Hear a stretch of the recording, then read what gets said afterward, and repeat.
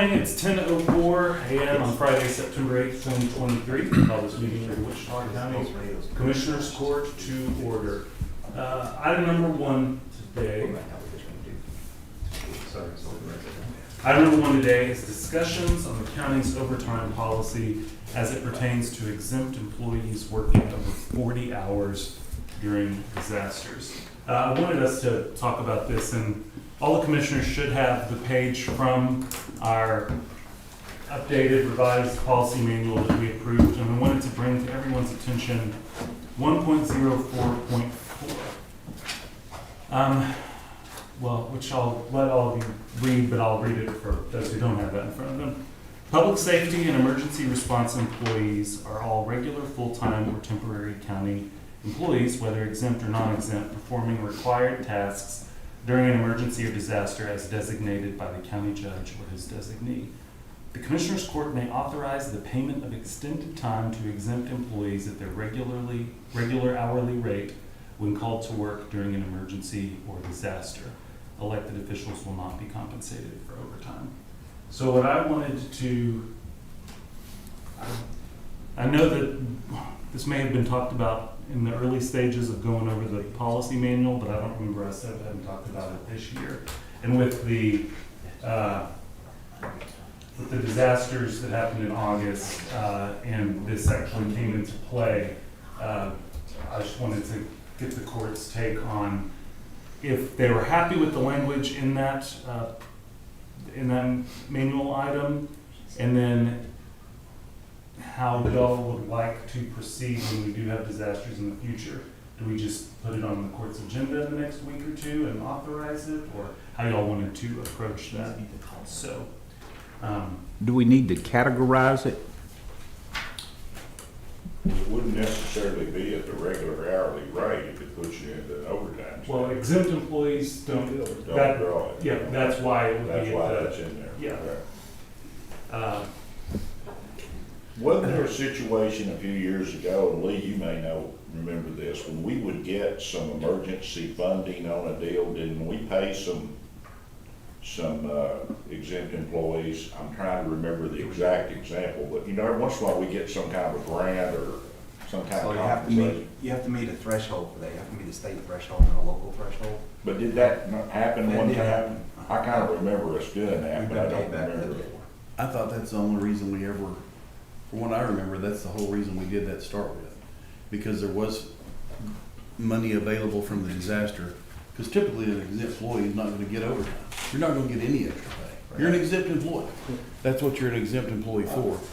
So the only reason that I can remember we ever started that is because there was some It was some money. funds That's coming right. through that, so we were able to pay that. That's why I didn't understand why now it's becoming just the staple that that's what we're gonna do. all the Well, I would time. say on a declared disaster, that would be part of the disaster declaration that we would choose to put those funds in at that point. If it's a non-declared disaster where there's no reimbursement coming to us, no chance of a reimbursement coming. Well, The challenge there is going to be we may not get the reimbursement for Period. No, but on a, months. yeah, but on a declared disaster, I mean, it's gonna be a bigger event. So can I help with that a little bit? Yes, please. So, this affects all exempt people. So we've had disasters in the past, probably before most of y'all were here. We had exempt people come in and work 12-hour shifts for 7 days or more in a row.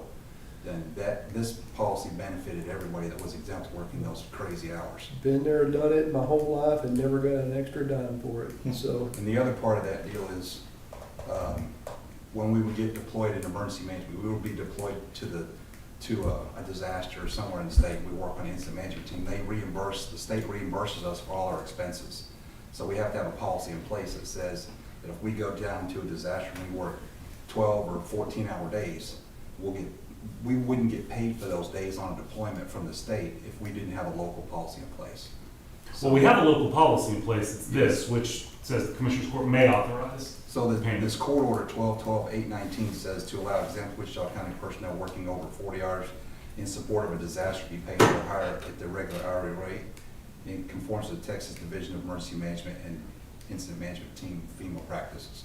That was the main reason for putting that policy in place and adopting that court order in 2012.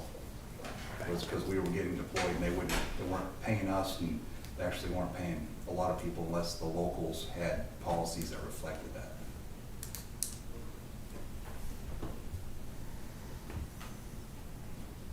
All right, state that again, say that again, I kind of lost you on that.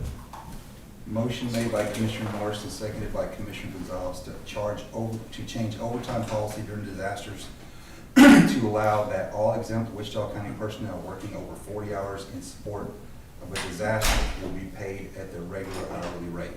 This conforms to the current Texas Department of Emergency Management, Texas Regional Incident Management Team, and FEMA practices. So you're just saying if you work 60 hours, you got paid for 60 hours, not for just 40? Yes, on deployments, yes. Was that for a specific incident, Lee, or was that was just? For any incident? That was years ago when the state developed, like Texas Task Force One and incident management teams and TIFMAS Task Force, that type of deal. Because they pay us back. So if I got deployed to a hurricane and you all hired somebody to backfill my position, they would pay that person to backfill, or they would pay overtime for people already working in that office over, so they pay that backfill. They would pay whatever our policy is. So in order for us not to come up short, we had to do our policy. Well, again, that would be a state, that'd be a larger disaster, that would be one that we've declared a disaster for. And the other part of that was that you all's foremans in the past had worked a lot of hours and they didn't get paid either.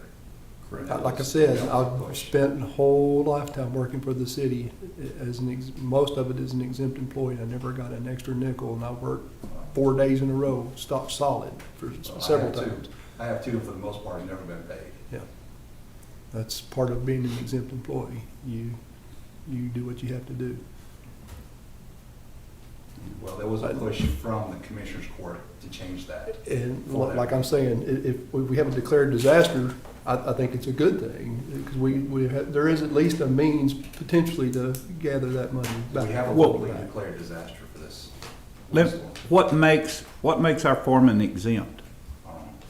They're designated as exempt in their job description. But why? I mean, what thresholds are met? I think it's because the value of equipment and people that they're in charge of as y'all's full-time person. Yeah.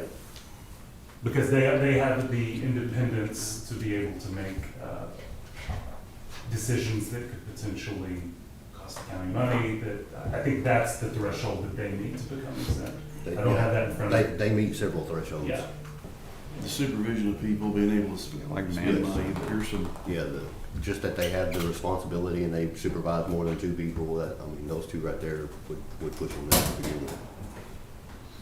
There was and Corey, you may remember this, when we did our conversion to Odyssey, Meredith was one of those people that received, I called it overtime, that may not have been what we were calling it, but we paid her because she had to be up here for all weekends, and at nighttime when we were still trying to make that jump, they spent like 2 full weeks doing and it was a lot of pain. But we paid her because she went above and beyond what she was normally doing. That's just an instance. That particular instance was not necessarily in conjunction with this because it wasn't an emergency or declared emergency. That was something that the court felt at the end of the year they gave. But they came to the court to be supplemental authorized bonuses. Yes, first. they came in and We set aside funding, didn't we, Corey? right, we had additional funding left over from the Odyssey conversion and stuff, Yeah. and we used some of that funding to pay several people that That was that part were of the transition plan. if I remember right. majorly in charge of the conversion and spent the extra time, so we gave, the court granted some salary, basically a supplement at the end of the year, or towards the end of the year on all of them. Well, I'm saying, to me, I think this should all be tied to any disaster declaration. If judge signs a disaster declaration, then we can take that as part of the Well, disaster. one But you're telling me that the court can take it under emergency advisement. I mean, I don't care whether it's a declared disaster or it's not a declared disaster. If I have to spend Saturday and Sunday riding a dozer and I don't get paid for it, I really may be sick. And that's what I want to prevent. is- Well, the whole deal is, I mean, as an exempt employee, you also have the ability to take off to make up for that time. So that's what I'm a little, I mean, that's no different than back to that whole city deal, other government agencies. You can flex off or take off your time at a later date. That, as an exempt employee, you have that ability to do that. I think that's how they'll kind of handle Yeah. it. I mean, if my foreman's coming out in flood, bringing out signs and barricades and stuff, and I don't have any problem at all with him, you know, taking off Monday or Tuesday or Wednesday to make up for that time. Cause I don't want him eating that time either, but he's an exempt employee, he can come and, he can go when he wants to go. To speak to that a little bit, in the past, yes, the declared emergencies have always basically authorized the exempt employees. We had it in the FEMA flood, or the flood event back in 15, where there were exempt employees that got paid additional pay because it was declared as part of the disaster or whatever. So we have had that kind of in place in our disasters in the past, so we have worked through that a little bit. To your point, Mickey, on, I understand your point, but not every department head allows a flex bank for their exempt employees. And I'm not saying a flex It bank. would be, basically what I'm saying is it would be at the elected official or department head's discretion and not necessarily a county-wide policy. Well, department head's gonna be the exempt employee, Well, not necessarily. Not always. The for the elected most official. part. Elected official is completely different from an exempt employee. Wouldn't we be able to address this on a case-by-case basis when a disaster is declared? And that's how I read the current policy. Yeah. Where are you reading that at, Judge? The second one is the Commissioner's Court may authorize the payment of extended time to exempt employees at their regularly hourly rate when called to work during an emergency or disaster. Which is essentially saying, we could be an agenda item that can come up that the court makes a decision on. I would like the wording changed to a declared disaster. or 4.05.8 says that. Where? When the- I only have down through 6. 4.05. Yes. We have the big book right here. And I think that's where originally this started with 4.05, because it does specify a disaster and exempt employees being able to, but it doesn't necessarily declare anything outside of that, like. Yeah, if we just leave that wording If that you leave the vague. wording at something to that nature, you're opening the door for any exempt employee to say, Oh, it was a disaster for us, yeah. Yes, Yeah, we exactly. were gonna have to be out all night, so, yeah. Yes, so I'll just read 405.8 right now. When the county judge declares an emergency in accordance with section 403, which, 4.3? 4.03, 03. which is the whole section on disasters, weather, other emergency closings, hours. When the county judge declares an emergency in accordance with section 4.03, all exempt personnel will be paid overtime at their hourly rate for time worked in excess over 40 hours.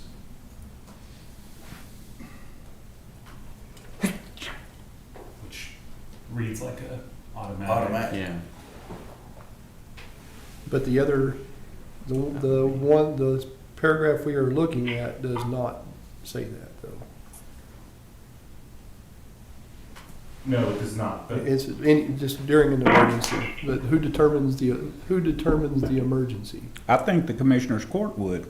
But it doesn't show that, it says we may authorize it, but if they've already worked it and put it down, when do we ever get the authorization? When does it come, how does it come before court as a mechanism? well, I think that, Corey, you correct me if I'm wrong, I don't think that the auditor's office would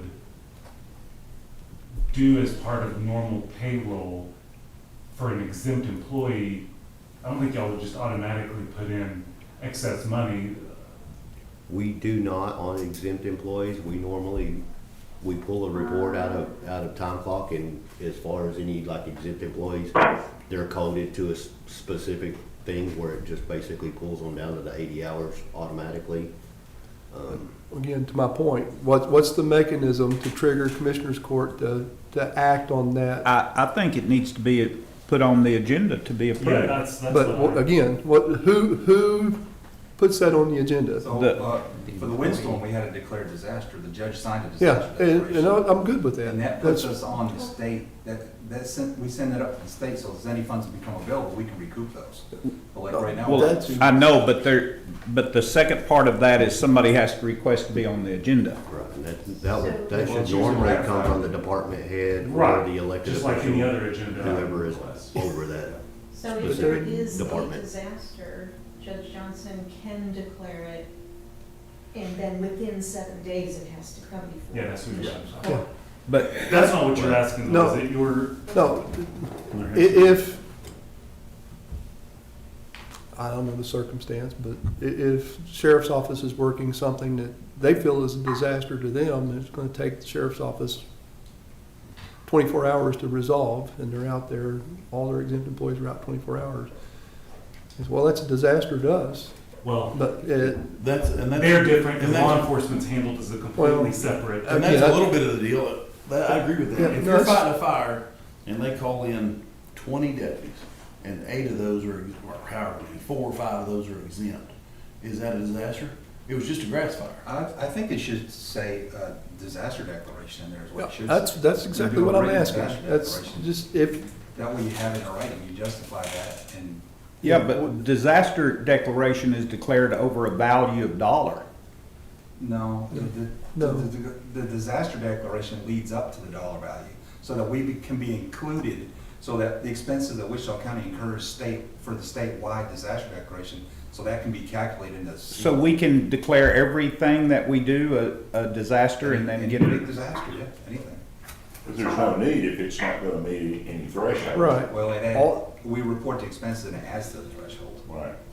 Well, and it does trigger certain other things that aren't monetary. So there's a reason that I declared and then the court ratified the drought and wildfire disaster declaration. The fires that happened that weekend didn't hit that threshold, that didn't hit the financial threshold. There was still a reason to declare that disaster from the standpoint of public awareness, but also.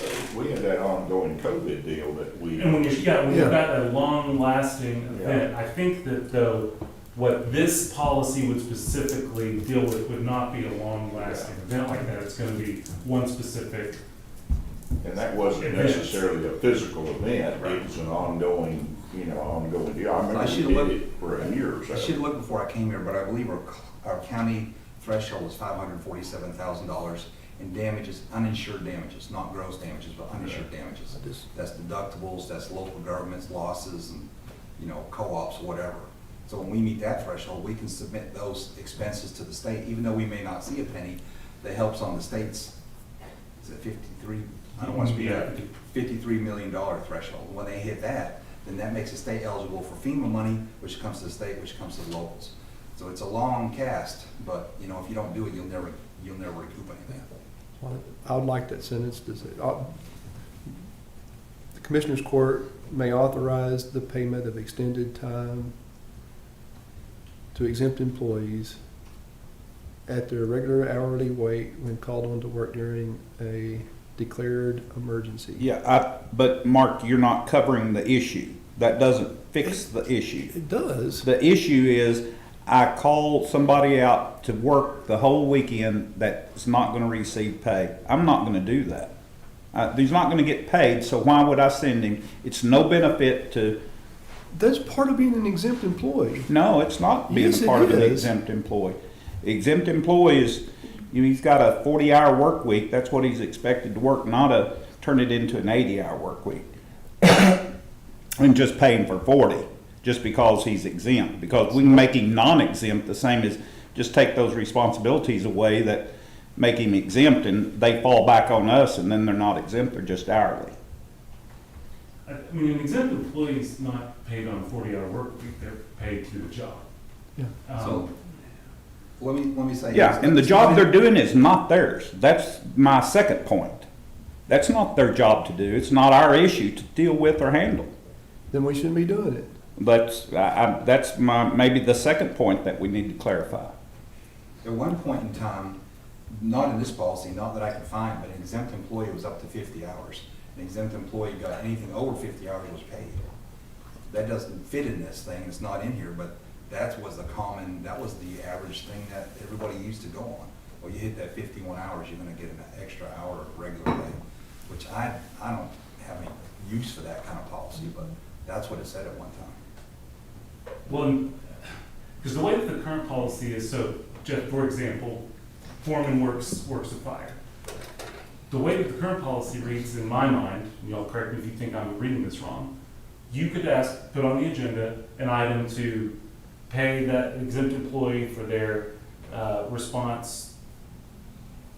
Well, no, that's what you're getting at though, because if we change it to declared, they go out and work a fire in a weekend. Very there's no few of declaration our of deals that. are called declared, or turn into declared disasters. That's my whole issue. I don't mind them to go work something we deem a disaster. If this court wants to say, hey, they worked all weekend, we should pay them, that's fine and dandy with me too. Well, But they're individual events. they're individual events, and some are smaller and more dangerous, but I just don't want to not have the ability to pay them, and like Mickey says, and that sometimes that might work for, but I kind of am defunct when my guy, decides to take off, and he's really Johnny on the spot to watching everybody else. So I don't like him to do that very much. But one of the challenges for me is that when you have a disaster and you have the response portion of that disaster, that's foremost in front of everybody. They see it on the news, they see that wherever. As soon as that tapers off and you start backing off and like demobilizing, that's when we really, in emergency management, that's when we really start getting busy. That leads into the recovery phase. Like for myself, there's no way that I could take off, not unless I pass out and go home. I mean, that's when we really get busy, but that's not ever anything that the general public sees. Like, we'll have a disaster and it will go on for years and nobody sees the end result of that thing. That recovery portion is long. And you always, anytime there's an opportunity to declare the disaster, we're going to take that opportunity. And that's, I don't want to underplay that. We should be doing that and recapture any funds that are capturable. But my point is that all funds in this regard, or all expenditures in this regard, aren't just dictated by the size of the disaster that occurs when people are called out, Well, you could have a disaster here in Wichita County, and they could have the same storm affect Clay, Archer, and it could be a complex, and then all those funds that are expended to all those counties count on the threshold, on state threshold. And you So- can sure have a wildfire go across the county line Oh, yeah. too, which we see on a pretty regular basis. I was just trying to sit back and think back through the last 30 or 45 days, and I don't know what that answer exactly is. Just trying to think it through and come up with it. But okay, we got a brass fire and they need help, and we need to send them a bulldozer, and we send our foreman out there with that bulldozer to operate it. And if you're not able to compensate him for that, you're less likely to want to, commit that, and that hurts our resources if that's not available. Right. Well, we've already, on this subject, we've already got a declared disaster that covers Yeah. the wildfires. And to that point, all we'd have to do is, if you had an exempt employee that worked to it, bring it to court. We've already got the declared disaster. There might not be a declared disaster on each individual fire, but there is a county-wide declared disaster for the effects of the drought. And over the last 60 days, I'm not thinking we're talking about a whole lot of how many hours are we talking about? 20 for my guy. Yeah. The vast majority of events we're talking about are going to rise to the level of being something that we would declare a disaster for, in one way or another. You'll all have a lot more time, obviously, on this court than I do. Can you remember a time where we ran into a disaster or an event that happened that was not a declared disaster that would have required an exempt employee to respond?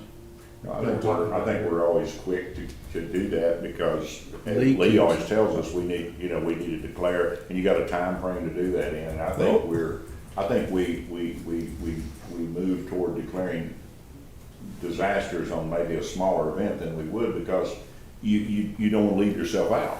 You don't want to close that door because you don't know what the follow-through is going to be on it or what the after effect's going to be. Exactly. So I think we almost err the other direction. Most all of ours are partial day events. Yeah. We're never going into, unless there's a flood, a tornado. Yeah. We You're not flooded the gonna do courthouse right before Christmas.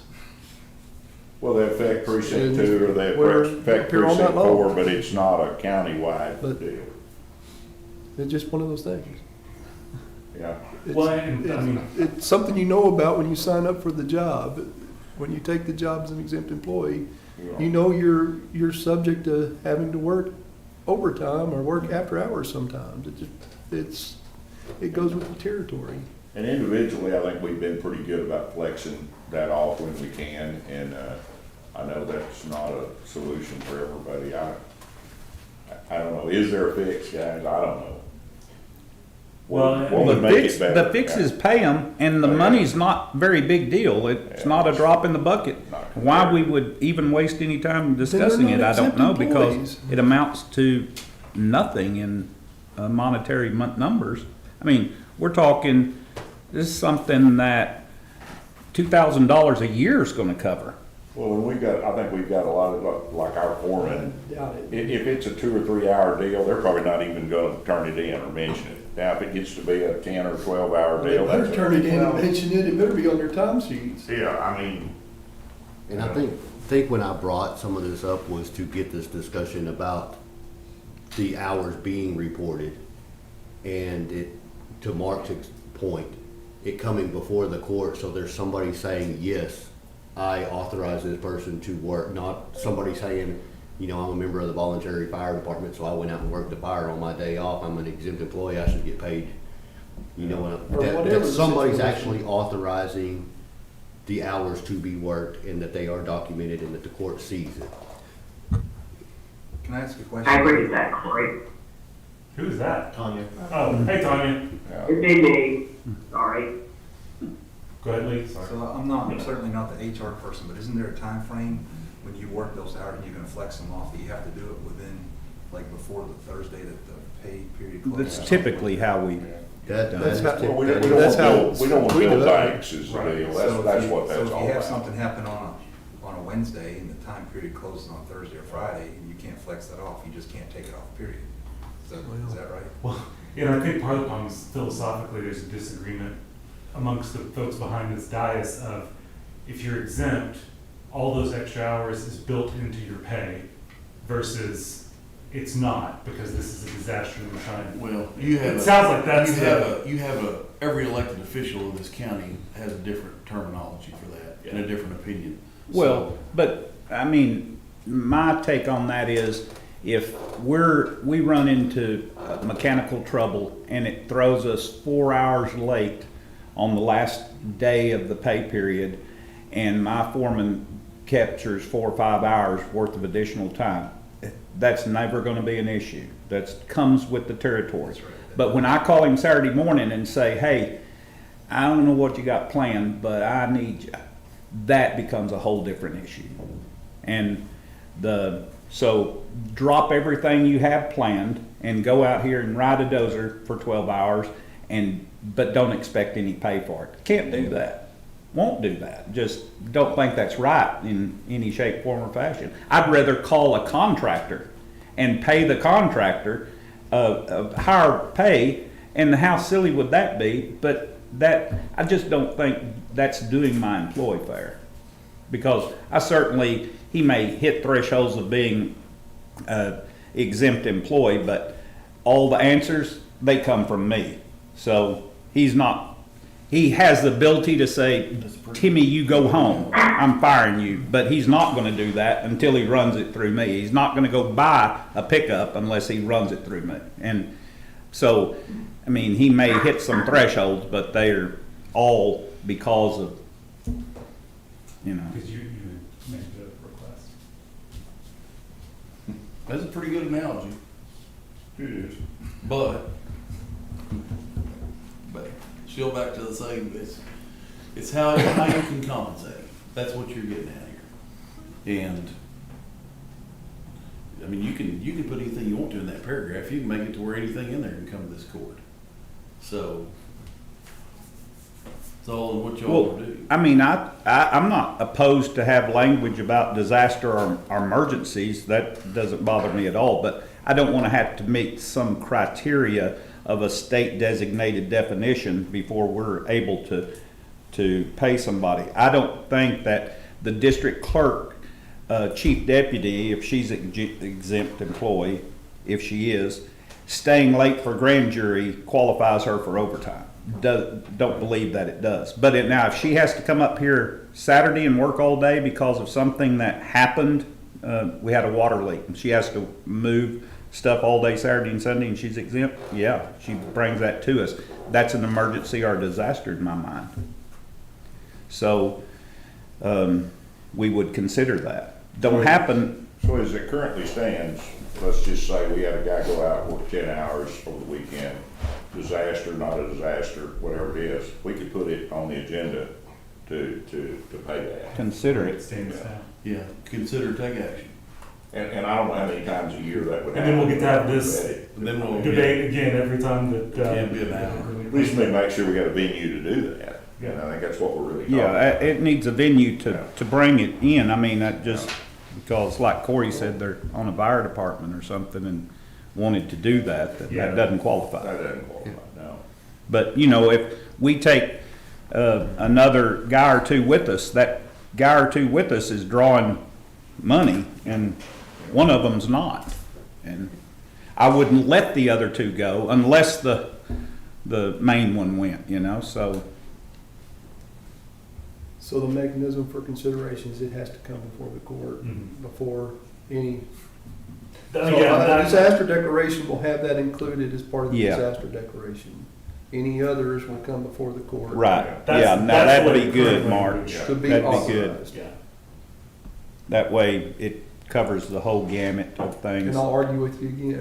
And that's fine. And I don't think we would be dealing with this, but No, 4 or it's- 5 times a year, maybe at the most. At the maybe. most. Yeah. I hope I none. would hope none. Yeah, Well, I and agree. shoot, I agree. because- I don't know, I have Ricky come up here all the time on Yeah. Saturdays, Friday Yeah. nights, Sundays. Come up here frequently.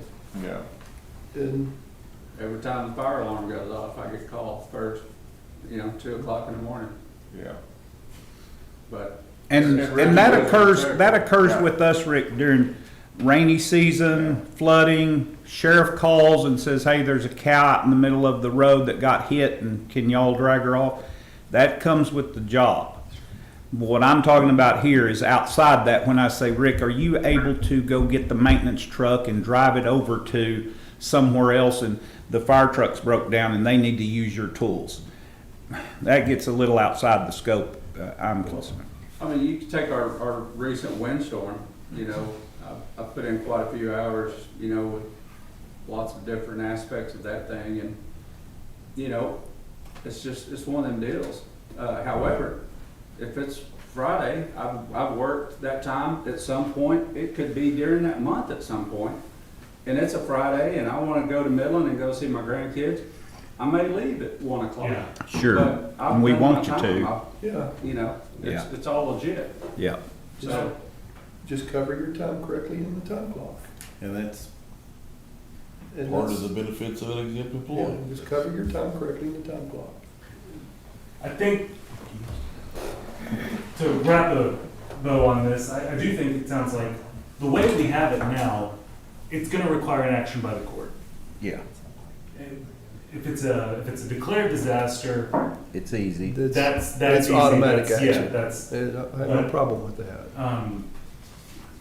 so I think then that for the commissioners, for elected officials and other departments or whatever who want to, they have an event happen, they want to bring it up, they have to get it on the agenda, and then the court will decide on a case-by-case basis. That's the way the current language reads to me. Y'all see that the same as well in 104.3 or 104.4? Okay. So, it's a good discussion to end up where the current language currently is. Well, and even if you don't actually change it, having that discussion, I Yep. think got us all up to speed on how this works. Yep. And a lot of times there's stuff in the book that you don't ever say, well, that's great, but I don't know, how would you do that? Yeah. But I think what Tanya wanted us to do was to insert a new number there so she could renumber everything under one. No, that was my 1.04-4 and put Point I'm sorry, Tanya, I'm just picking on you. Point four B. And y'all, you're really muffled for me to hear, so if there's wording that comes up, somebody's gonna have to make sure that I get that wording correctly. I agree that a foreman for road and bridge going out to work on a fire that is outside the scope to me. I also agree that it needs to, can y'all hear me? Yes, you Yes. can. Okay. I also agree that it needs to be pre-authorized. For example, if precinct 1 foreman is called out, but he was going fishing with precinct 3, and he said, hey, yeah, come on with me. That wasn't authorized by 2 different supervisors. So it has to be, I want to make sure that we are having it authorized by the supervisor. And then also I agree that it needs to be requested in court, because in my book, you're exempt. That comes with the job, especially if you're, fire or law enforcement, then you're gonna go out and work emergencies, and that's part of your job description. But if you're a road and bridge foreman, that's not necessarily in your job description. Or like Ricky said, he's put in his 40 hours. We don't see him coming in, and working 12 more hours during the weekend. I think those are exceptions that those people need to get paid for, and I think that's being very kind. I don't think the law says you have to, but I think it's being very proactive in taking care of our employees. Or making sense? Yeah, I think that's a good point, Tanya. We probably do need to make sure that both pre-authorized and that if it's outside the scope of normal duties, that then those are the kind of the kickers that come into play here for coming before the court, and then the court can decide on a case-by-case basis on each of those. Because Brendan, just use an example, servers go down middle of the night, and that's within the scope, and I think, you agree with that, that's in the job description. I call you to say, we all hands on deck, I need you to go work a fire, that's different. Yeah, a couple of Or I need Christmases you to ago, work- we I had need you to a, work Saturday on the roof, rerouting some cables all day. Yeah. It's gonna be a 12-hour day. That might not be. Yeah, that's a little outside the scope of normal stuff. couple Now- of Christmases ago, we had heavy rains on the day after Christmas, which was a county holiday. Precinct 1 that was out all day long that day. That's within the normal scope of duty because we Yeah. had to close Right. roads. Yeah. So, Okay. Well, and there's always gotta be a certain Case by discretion case. among this court. I mean, there has to be, and you can't write everything. These kind of discussions are what makes a policy manual go from this to this. Well, and to some degree. And we don't really wanna do The that. fact that the court has to decide on the one hand that's a challenge, because then it just means we're gonna have to have, but on the other hand, it does give you the flexibility to use some judgment and to let the Absolutely. courts will be decided. And like Can I make Corey, one in more our comment? departments, all of those flow through us first before. So no foreman's gonna go spend the day on his own because he chose to. We're gonna know about it. We're gonna know about it. We're the one that's sinning, is how it works for us. Well, I get that, I just wanted to make sure that it's the language more so, because it just opens so many doors if it's not. Right. Yeah. And what started this whole thing was the 4.05.8, is because that leaves it very wide open. I realize it's covered under this 1.04 that we're discussing, but if it doesn't reference that, it leaves a big door right here. And that's what really brought the whole discussion, is 4.05.8 basically says all exempt Yeah, personnel will be you're paid right. at their hourly rate in excess of 40 hours, as long as there's an emergency. So on that 4.05.8, could that be stated in there that says disaster declaration, not just declares a disaster, but a written disaster declaration? I think it needs to reference 1.04 for sure. Just because over there, at least it's nailed down a little bit tighter as far as the court has to see this and has to review this and has to When you approve smush this. them together. Well, Just thinking, if there's something like that, could I just show up to my office and start working? And I mean, the Just way say- 4.05.8 say pay me. reads, you can. yeah, like under 4.05.8, I could just show up when there's an emergency and just do my normal work and say, okay, guys, here's the bill. You know, That's how I read it. Declaration in there. I mean, Yeah, that probably. Well, as long as it's a declared emergency, it doesn't. it has nothing to do with my work. It's just I'm here, give me Yeah. money because that's what I think when I see it. It is a problem.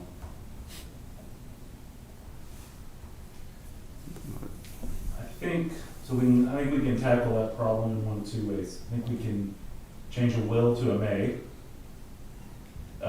All exempt personnel may be paid overtime at their hourly rate. If approved by Commissioner's Court in accordance with 104.4. Well, that's only one option. I think that's the option. And that was basically where I was headed with that, yes. And I don't think we can make decisions on it yet, can we? I mean, I think. No, we're not. This No, is- it's this is just for talking- discussion purposes, something. Well, of course we can, man. You can, but not right now. We'll be rewriting it again. It's a living document, Thanks, Mel. like the British Constitution. Going. Seemingly like our Constitution anymore. Okay. All right, that's good. Thank you. Anything else on this item? No. All right, good discussion, some things to take away. Thank you. All right, item number 2, discussions with Dallin Stott, Public Works representative of iWork Systems on a fleet management package. I believe Mr. Stott is joining us remotely. And Mark, do you want to do any type of lead in on this or? iWork Q, however you say it, it's a software for tracking road maintenance, road inventory. They also have a fleet management component that is a purchasable component in with the same maintenance software. That's something even though I didn't use it at the city, I was familiar with it at the city. They use it for tracking like stop sign, number signs, geo-tracking, et cetera. Okay. I think we're getting Mr. Stott pulled up here.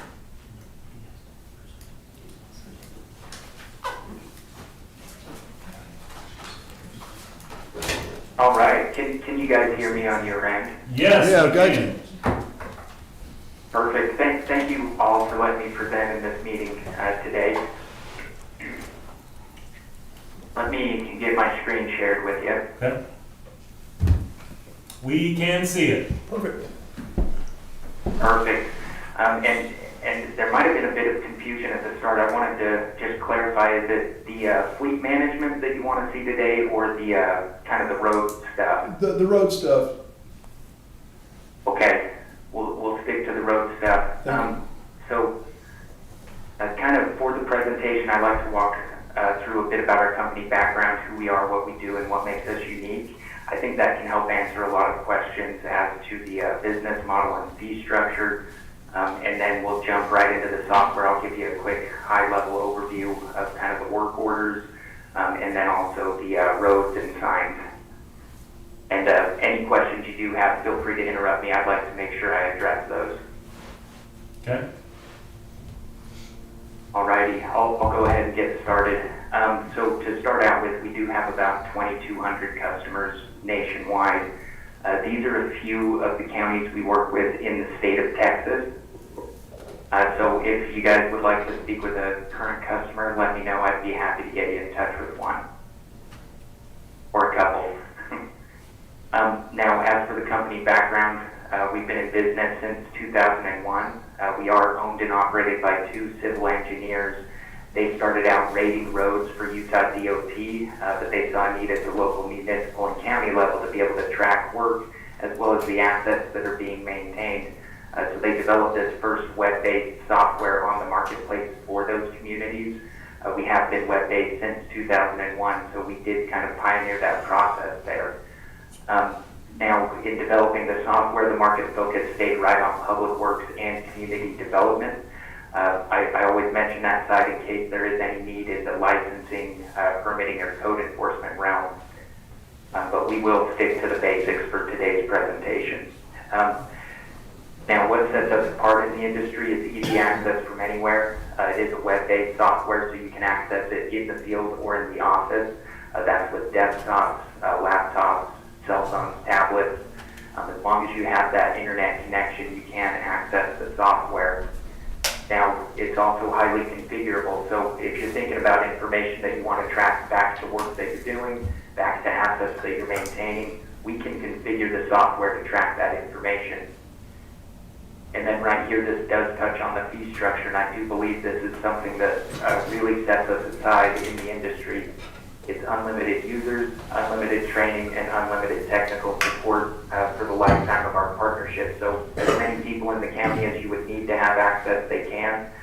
Anytime you have turnover or new hires, you just give us a call. We'd either schedule out the training, and then of course, if you needed any help with anything, call us, email us, and we're there to help you. It's all free and unlimited. Oh, man. And then we do also have an engineering arm that is attached to the company. It's our Public Works One team. They can do road condition assessments, data collection, and mapping for assets, and then all of that data does tie back into the software. It makes it very usable.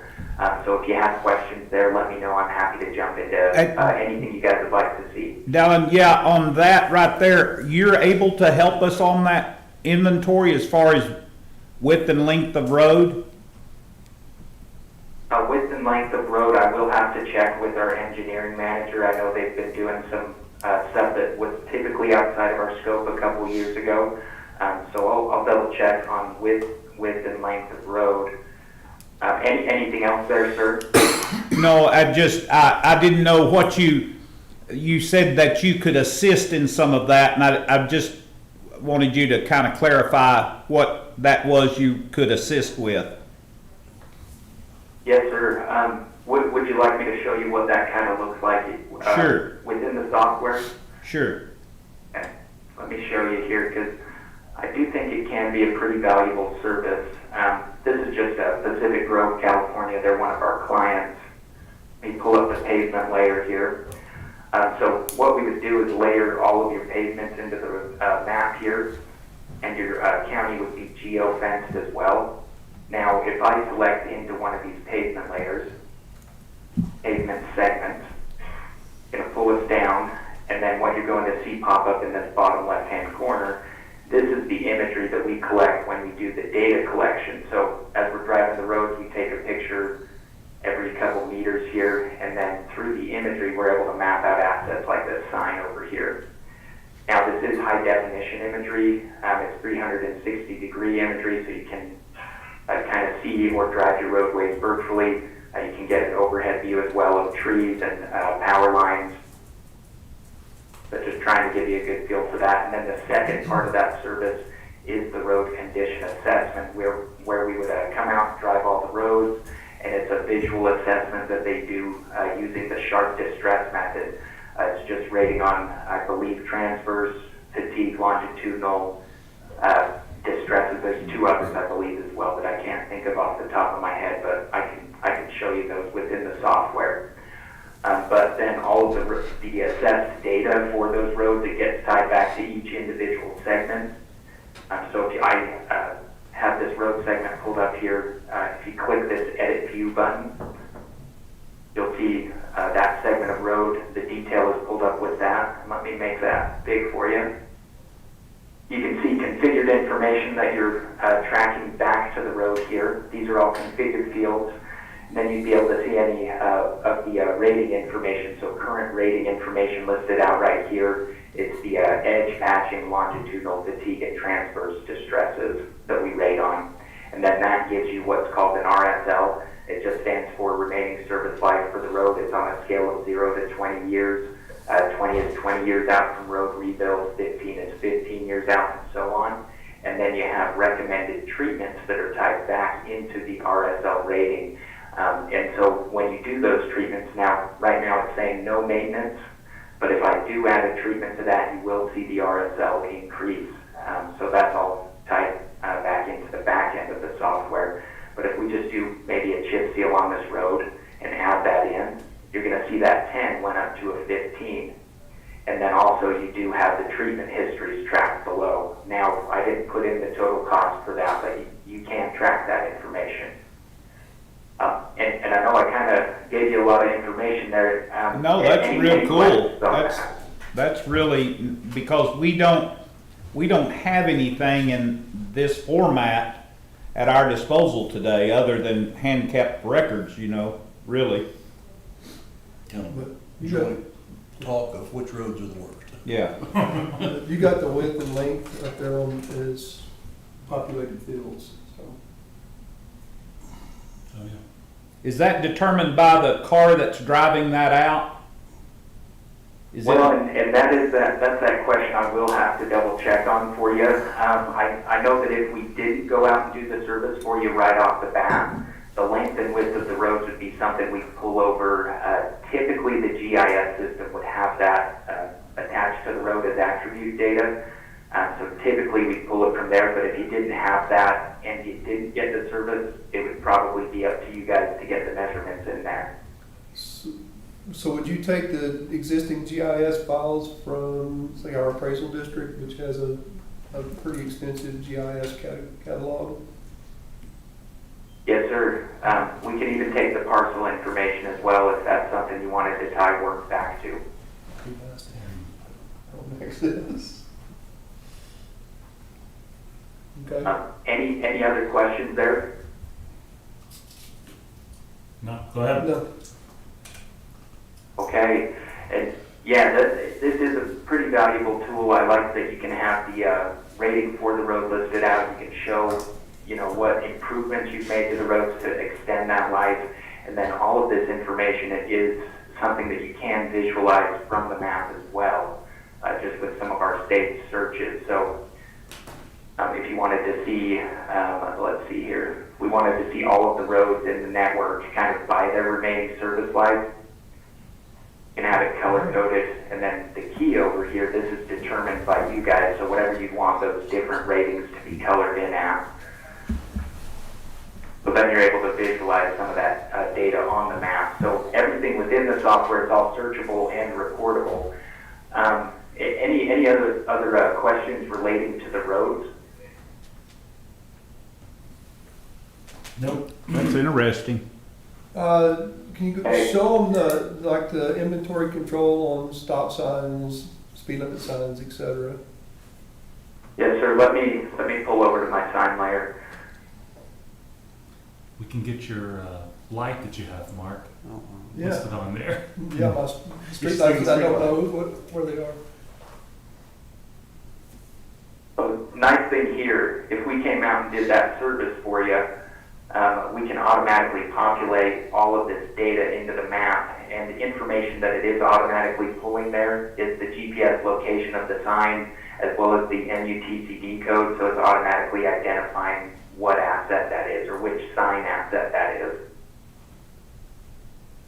Now, the benefit to having all of these signs tied back to the map, of course, is you have that location data, and then also it does make tying work back to the particular asset that you're working on a little easier, so you can have that work order right from the map.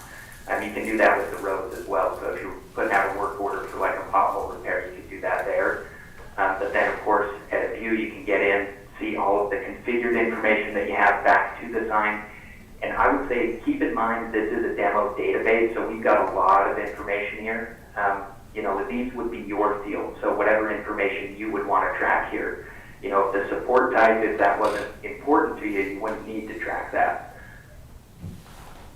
But same kind of thing here, the benefit as well, you won't see it on this sign just because this is a demo database, but you would have linked work orders on every asset as well that you had tied a work order to. So if you're tracking work back to particular signs, you'd have all of that work detailed below.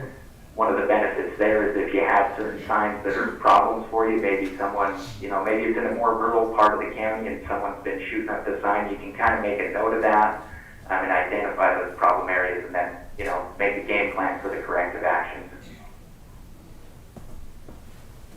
Okay. But signs, sorry, sir. Shoot back.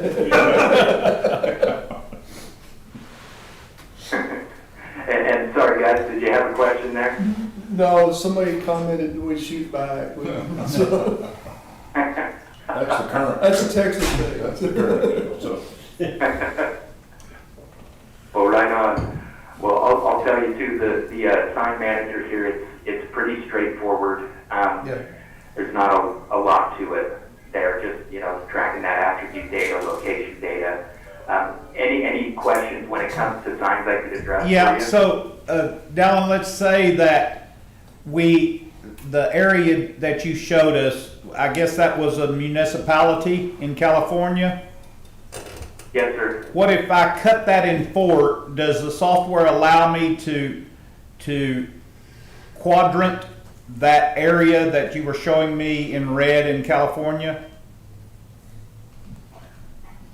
So, Here. Now, We work under a precinct concept, so 4 precincts make up the whole county. The whole county would be relatively in the software, but we keep up with it 4 different, we track 4 different, So- completely separate so can areas. we geofence 4 separate areas? Right. that is something I will have to get back to you on. I know we can do it, and we do work with other county commissions like that, kind of having it segmented out. The only thing there is, I believe if you did that, it would be kind of in its own separate application set, so you wouldn't really be able to get over to other people's applications, if that makes sense. Well, like, I would have a need, Dallin, I'm a commissioner for precinct 4, and I would have a need to see how many stop signs I have in precinct 4. But unless we geofenced it separately, I couldn't tell that, correct? I could only tell how many exist in the county, but I'm not obligated to have to budget for all the stop signs in the county. Only a quarter of them, or a quarter of the area of stop signs. Okay, great question and great statement. Then let me show you. So kind of how I would envision that working if we didn't geofence it into 4 separate locations would just be like this. Let me pull back over to sign management and just show you. So within one of these configured fields, I would kind of envision that being a drop-down field, just saying which precinct it's in. Okay. And then from there, you tie it back to that precinct, and then Then on you the could map- run a report just for that code. Yes, sir. You could run a report on the back end for it, and you could visualize it on the map. You could have a safe search that said, precinct 4 stop signs or Okay. whatever precinct you want it to Gotcha. be. Gotcha. And same I'll with talk road to my surface? manager. Same with sorry, road sir, what was surfaces, same with road surfaces as well. We could put a drop down to assign Yeah. a particular roadway into a precinct. Yes, sir. And Yeah. some of those roadways would be segmented, so how would we deal with the segmented? So First Street, for instance, runs through 3 different precincts. How would we divide that out? Yeah, I don't know. See, me and Barry share one that's split down the middle. Yeah. Dallin, did you hear that question? Yes, sir, I did. And I'll repeat it back to you. Just let me know if I missed something. So you're basically asking how would you handle those roads that are going into other precincts that are shared roads? How would you handle that, right? Yeah. Would you just, So the thing I would probably recommend on my end is seeing if your IT or if someone on the GIS side, if you have a GIS specialist, if they could break those into segments and just use the precinct boundaries kind of as the segment line. okay. Any questions on what I mentioned there? So you could, All right, good. you could geo, on your roadway layer, you could you could break those segments on the GIS layer into multiple different segmentations of the roadway. And you would have to do that on your end, that's Right. not something we could do No. on ours. Got you. But that Okay. as long as we provide that layer, which the layer should already exist at the appraisal district. Okay. We just have to create that secondary layer. Is there meets and bounds? Do we know the meets and bounds of a precinct? Do we have that I anywhere? think it is described in the document. It's just by roadway, is it not? No, Well, Allison and Bass would have a GIS layer. I think they do, yeah, I think it's done by meets and bounds. In the final description, that's how they peg it after we get it all roughed out. I kind of remember going through that. We'd have to get that geo layer from Allison Bass. Yeah. You know, that's kind of, at 911, that's kind of how it is with the quadrants that make up a EIN number, you know, so that they know where to send the ambulance. Is that because there's an Electra ambulance up against the AMR ambulance, and where that line is, understanding that they have to be able to see that?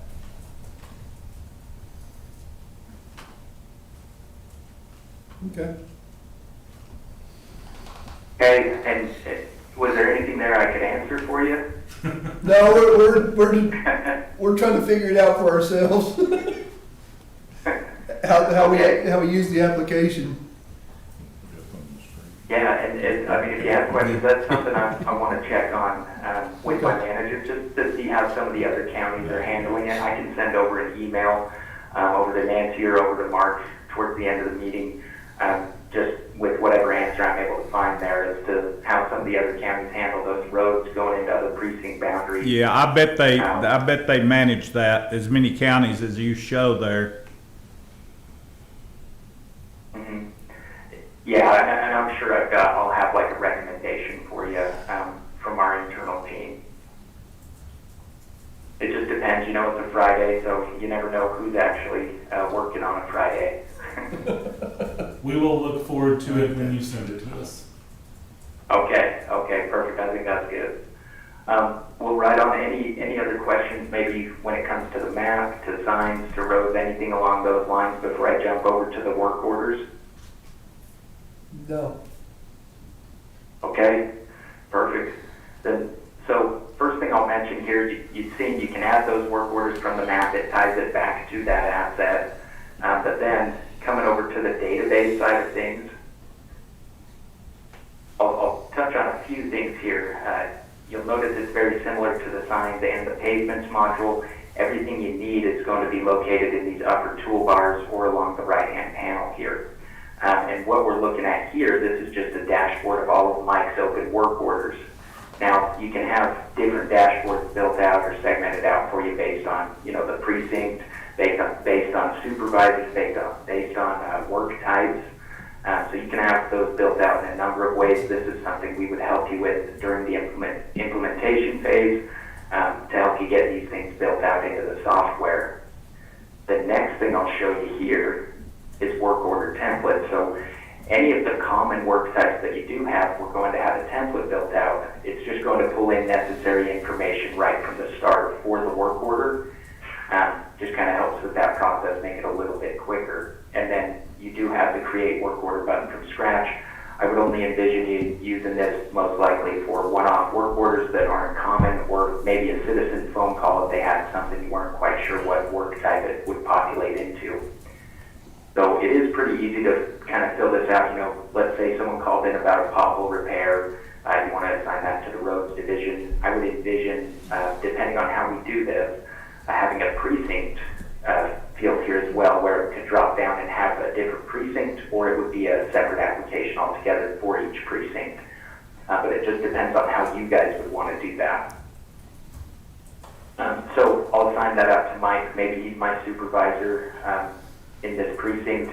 We'll say it's a citizen's request, and then maybe it was Mrs. Johnson, and we wanted to capture that information and maybe let Mrs. Johnson know what happened with what she requested afterwards, so we grabbed her phone number as well. Now coming over here, you can type in the work location, and I'm not too familiar with what the county roads are out there, so I'm just putting in 250 North Main, but however you want to track work location, you could. Now work description will just say maybe a large pothole. You can't assign that out like a priority, so, maybe Ms. we'll Johnson keep would this be a high hired because priority. it's the judge's wife, you gotta take care of her. That's right. And sorry, Mark, what was that? I said, Miss Johnson's priority would be high, it's the judge's wife, so we have to take care of her. That's right. Well, right on, yeah. We do really like Mrs. Johnson. We want to make sure she's taken care of, so we've given that a high priority. So a couple other things up here I want to touch on for you as well is the disaster event and project field. Right.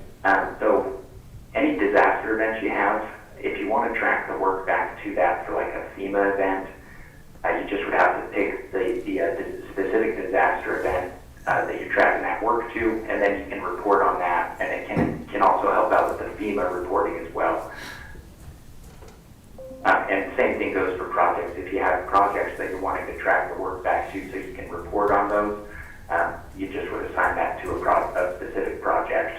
And something I'll mention again, these are all configured fields, so whatever information you would want to have for a work order, we'd have listed out in these different fields. But then you just hit create there, and now you can start adding a bit more information to the work order. And something I'll touch on as well, we do have a status.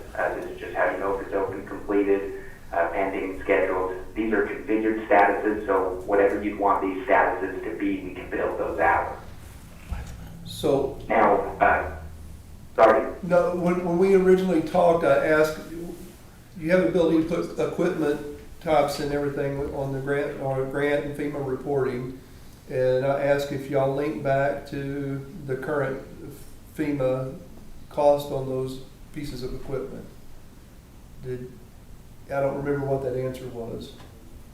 Oh, yes, sir. Let me show you. Okay. So we do have those FEMA codes listed out. Okay. So Now, they're already in there. if you're ever, oh, sorry, sir. So we would put our equipment list and it would already have the FEMA code, the correct FEMA codes and costs for that equipment in there. Well, and I think that's something we do have to set up with you. We have to Yeah. pull the codes over. Sure. But there's also a list here so that you can update that information. Yeah, and they were slow, Mark, to report those Yeah. deals, and how does that, Dallin, how does that get into the system, the updated rates when FEMA releases the latest rate? How does that upgrade to our system? We'll have to double check on that one for you. Right now, we just got the 22 rate. Okay. So I'm just writing that down. So is our equipment list changed? We have the ability to go in and make those Yeah. equipment list change, et cetera, correct? We don't have to Yeah, all the way back to you guys can go in and edit out the equipment list. You can add in new equipment or pull old equipment out. The thing I need to double check on is when the updated FEMA list comes out, if that's our team updating that or if that would be up to you guys to update that. Okay. That's kind of an important selling point, is how we track our grants and FEMA stuff. Yeah, and I guess even for disaster, Yeah. the floods and, It always ties back to that, right? And how we pay our exempt employees. yeah. Yeah, I'll make sure I get you the correct answer on that one, okay? I'll make sure that's correct. I don't want to give you guys any bad information here. Okay, very good. So let me circle back to that. I'll keep that in the email to you as well. Okay. But great question. Anything else along the lines of the equipment when it comes to a work order? think so. Okay, well, I'll show you kind of real quick how to add that in. It's pretty easy. You just come over, type in, you know, who worked on the job. You can add that time right here as well. Maybe we brought the excavator out, and I'm just going to add in a couple random things here, just so that you can see what a built-out work order will look like. Once we've added those items, it's going to populate below. You'll see employees with the costs, and the FEMA rate with employees. I should show you this as well. If you're tracking employee FEMA rates, it's just having the employees listed in the system twice. You know, Bill Jones with his FEMA rate or Bill Jones without it. But then the equipment, they do have the FEMA codes listed out right here. I'm going to double check on who updates those. Okay. I'm pretty sure it is our team, but I want to make sure I get the right answer there. Yep. And now, the other thing I wanted to show you here as well, uploading pictures and assigning assets. Just from the database side of things, you can assign out an asset as long as you've got that asset ID, and you just have to go to the asset on the map to see what the asset ID was, or on the database side.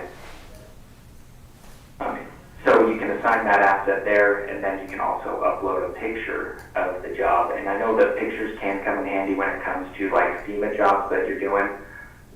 So, you know, any of those photos, you can tie them back to the work order. It's going to populate in the file upload section, and then you can set that photograph as well.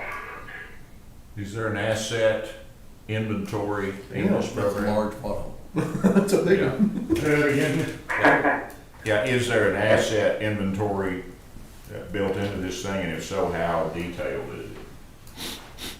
And by asset inventory, what type of asset are you talking about? List of equipment and, you know, age, model, that kind of stuff, because that's something we're doing outside of this kind of program, and it might incorporate Right.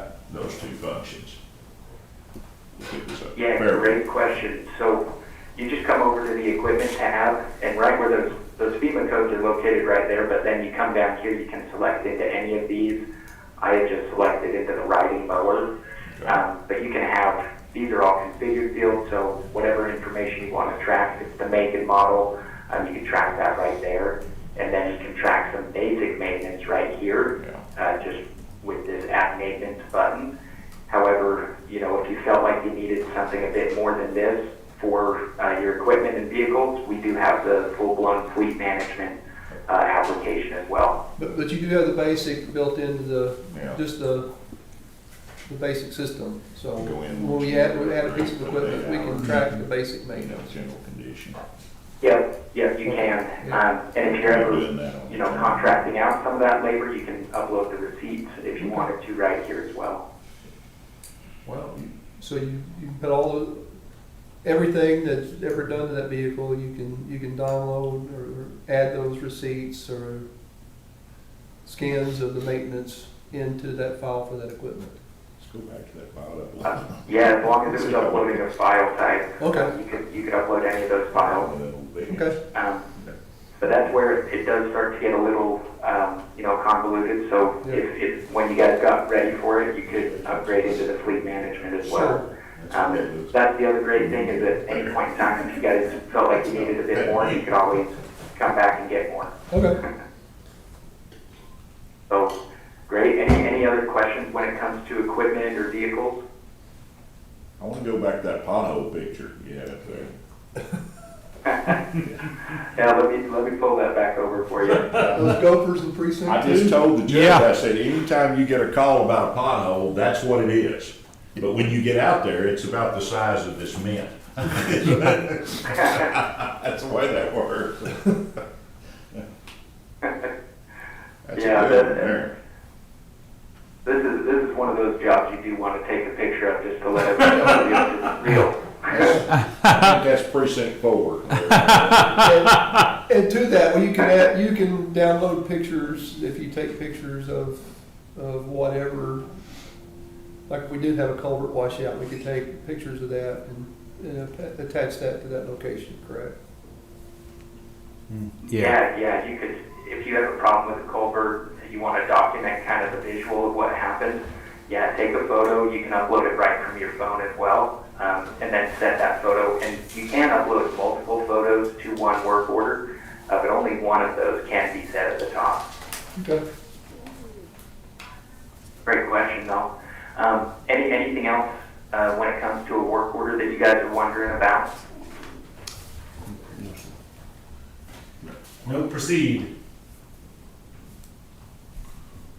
Sorry, I didn't catch that. Go ahead. Go ahead. Oh, okay.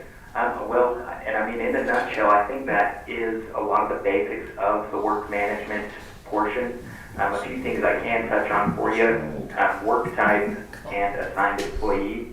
We can have email configuration so that when something's created, they could get an email notification, though I know you guys are working out with your crews, so if that is something that's useful, you can set up those configurations.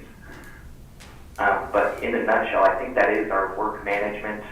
The only other things to touch on really would be maybe inventorying and reporting for you. So the inventory side, and I should ask, are you guys tracking the on-hand inventory today? You mean as far as our equipment inventory goes or road inventory? Oh, and I should be more specific, sorry. It's like kind of like if you have like bags of cement or like asphalt mix. No, Maybe on-hand stop signs or not, we just have approximations. We don't have actual cubic yardage. We would know approximate deals of what's on hand. Okay. Well, I won't get too detailed into the inventory then, but if you wanted to use this feature, it's a first in, first out inventory system. So the first item you bought at X amount of dollars, $9.99, it's going to track that on a work order at $9.99. Then the next item you purchased at, $10.99, that would be tracked on the work order at $10.99 once that item's been used. And then it's also a live inventory, so it's first in, first out, and live. So we do have notification quantities. Now, And sorry, Dallin, how does it work? So let's say I buy $60,000 worth of gravel, and that's 200 cubic yards. And then I have that on my inventory. I pull out of it across a year's time. How do I report how I pulled out of it? Does it ask me to approximate cubic yards that I pulled out of a 200 cubic yard pile? And does it keep that number live for me so it's reducing my inventory that was in place by what I'm working on a daily basis? it will, but it is tough. So you can see right here, this is the unit of measurement. You can see this one's measured by ton. So it would subtract that unit of measurement each time you pulled out. And kind of the tough thing when it comes to gravel and stuff is, you're pulling out in truckloads, so it may not be exact every time. Right. Does that make sense? Right. I'll give you an approximation. Yeah, it would be approximate, but it kind of give you an idea of what you're left on hand as long as you kept up with the loads you're pulling out by the cubic yards. But that would require your driver doing that to do it in the system every time. That's not something we'd ever utilize. We currently don't have a process to keep up with so you have a 200 cubic yard pile, but we don't have a process that notifies us each time we pull from that pile. Okay. Well, I mean, it is pretty easy to add in that inventory. So, I mean, if you wanted to add that in for the work order, if it's, a work order for hauling rock out to a location, and then you put in those approximate, how many tons or cubic yards you pulled out, and then it would give you that approximate data, but it wouldn't be exact. Right. Scale on you go. But, I think that could be a good way to get kind of started and at least have the approximate idea of what you're working with and how much you have left. I wouldn't expect that to be too off unless someone pulled a bunch of loads out without marking it. Right. But good question. Anything else you have for me? good. Okay. Right on, let's pull over to the reporting side. You guys have reports that you're typically running on a regular basis.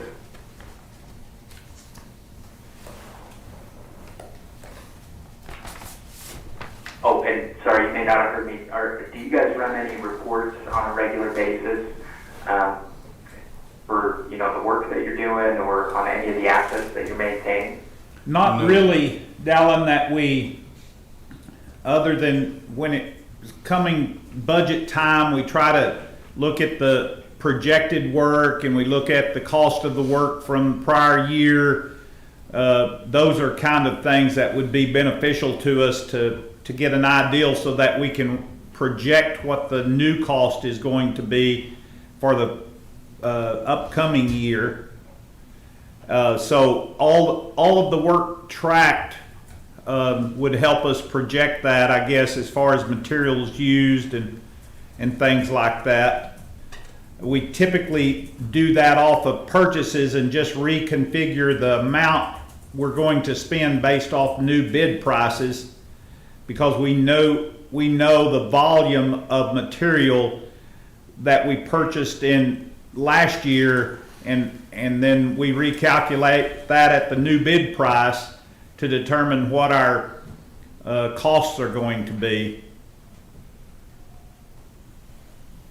Yeah, so yeah, everything you said there, as long as you're tracking the work within the software, you can report on it. I'll kind of jump into a report here and give you a feel for what that report builds out as.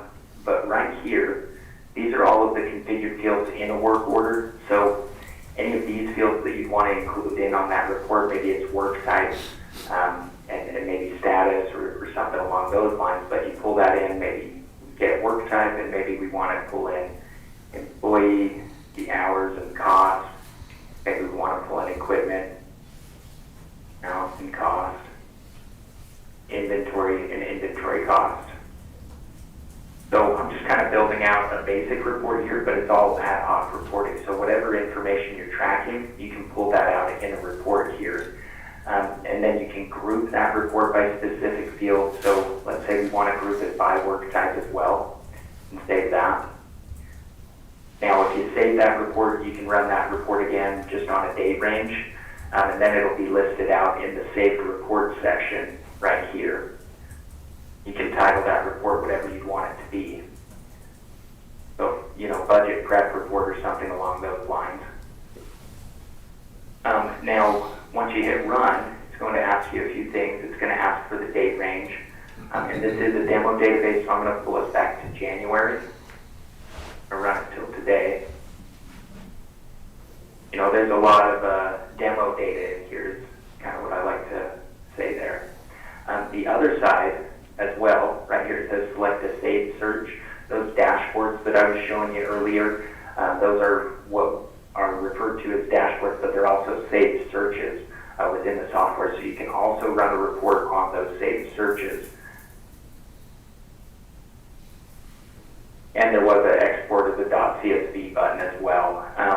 And that's typically for like a financial software if you had something you wanted it to consume. And you can see we don't oftentimes have people inputting a lot of the cost data or entering in what type of the work type is on the demo site here. But the important thing is you pulled in the work type and it's grouped out by those work types, the employees, the hours, and the cost, the equipment, and the cost for that, and then the inventory amount and cost. So let me scroll over to another page here. Some of the last ones. So now you can see some of those work types being grouped out. You know, you can see how much you spend on tree trimming for each group there. Water line repair. That wouldn't be applicable to the county, I'm sure, but kind of gives you a sense for what you can do with the reporting. Any questions there? How did I, for example, let's go to your tree trimming expense.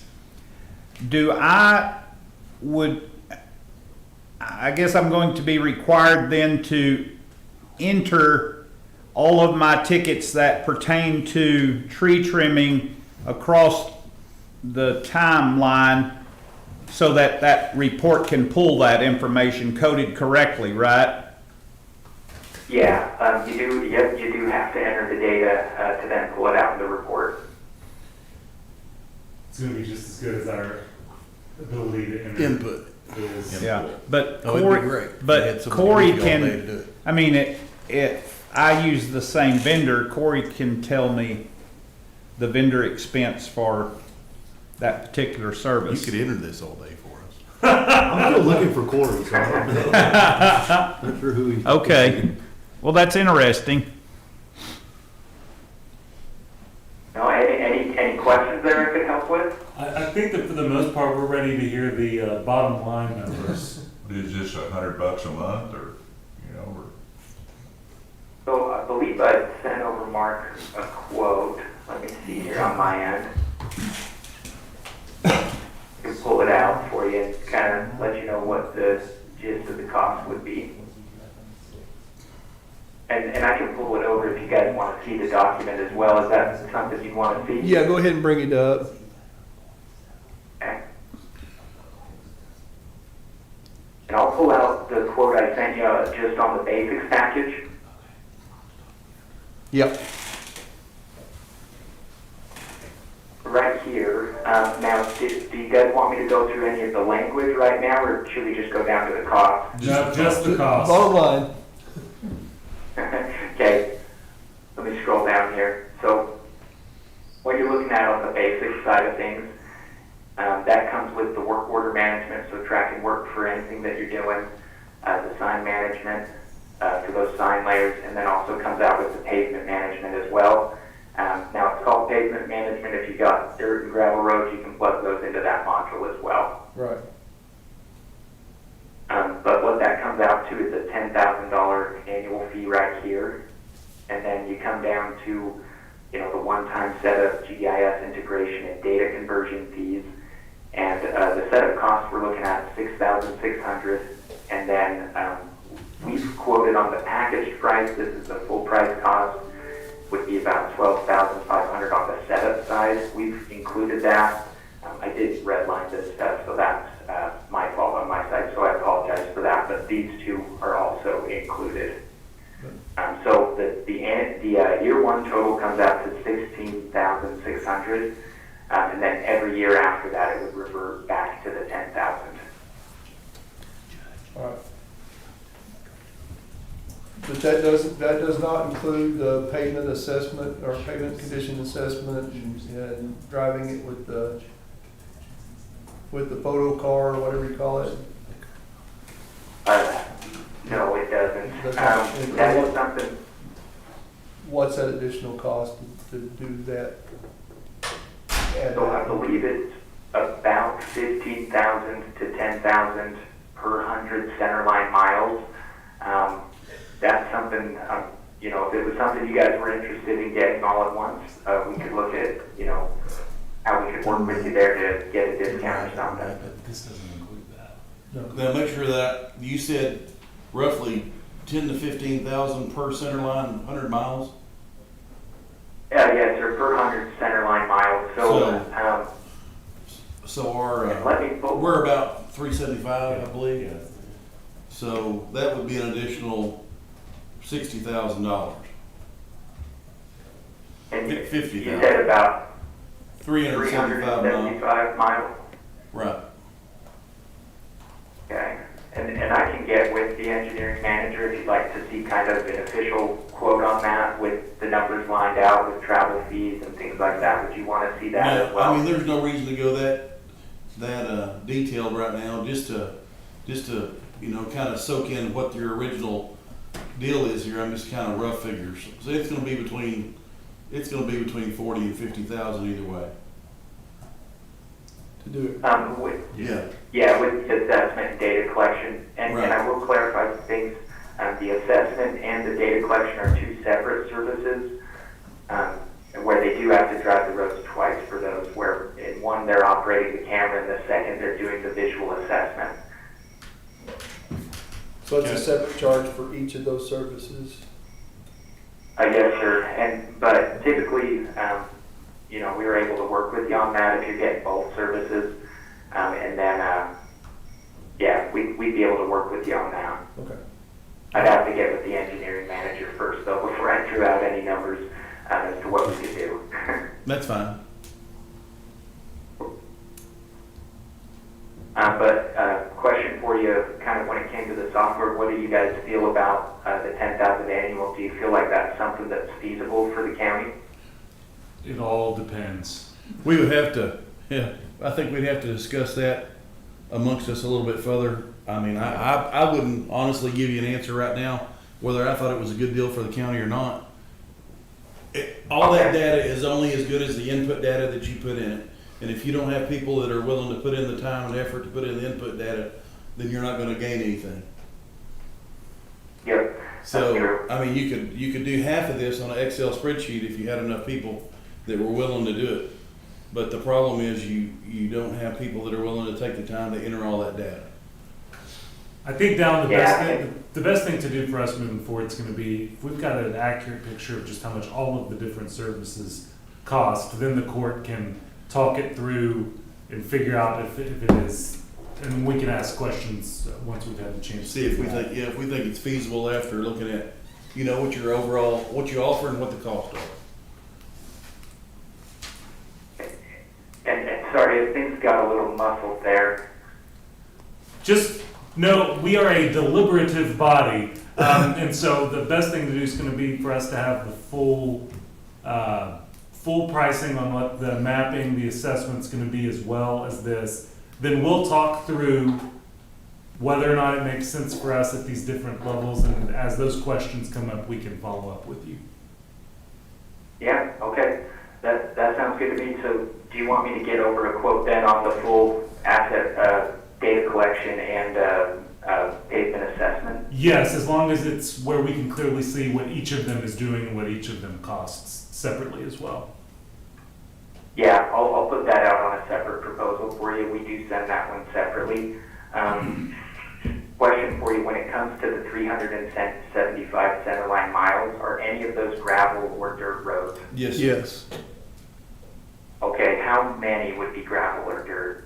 There's probably less than 30 miles.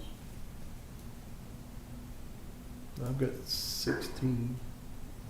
Yeah. A little less than that now. It'll be under 50. I bet you 30 to 40. 30 miles. Did you hear that, Don? I think you said about 30 to 40 miles? Yeah. Okay, and so that, we'll take that out of the price consideration there. Just something I didn't clarify at the start, I should have. We don't do the gravel and dirt roads just with that camera, and then the assessment is not needed for gravel and dirt. I'd really like you to tell me the condition of it. I'm just joking. Okay. Well, and yeah, I'll get with my engineering manager after this and make sure I get a quote over to you on that. The other question on the road makeup, is it concrete roads or asphalt roads? They're asphalt. Probably 95% of them are going to be a chip sealed asphalt road. Okay, perfect. That does factor in a little bit, just with concrete's a little bit different with the rating, but I'll get with him and discuss what we could do quote-wise. I'll send that over to Mark and Nancy. And then do you guys mind if I reach back out in a couple weeks just to see if, you know, kind of where you guys were at? Yeah. Judge Johnson always loves to visit with you. Oh, sorry, what was that? Said Judge Johnson always loves to visit with you, so absolutely. Okay, awesome. I'll plan on circling back in a couple weeks then, just to check in. Okay. Very good.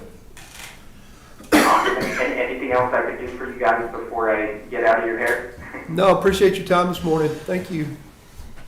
And thanks for your time. I hope you guys have a good weekend. Thank you. Thank you.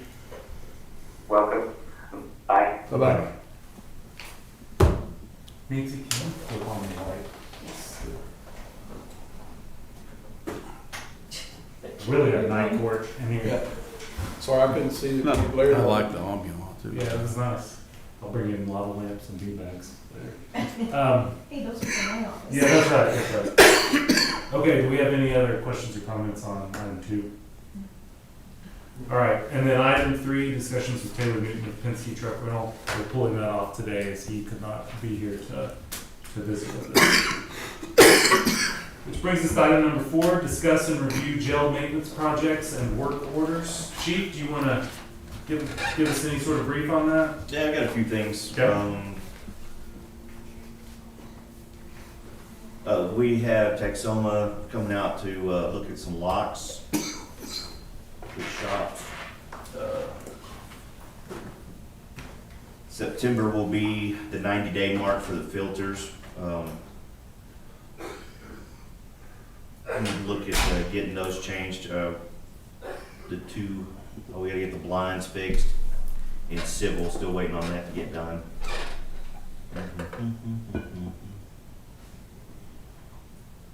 What did you say Tacoma was coming out for?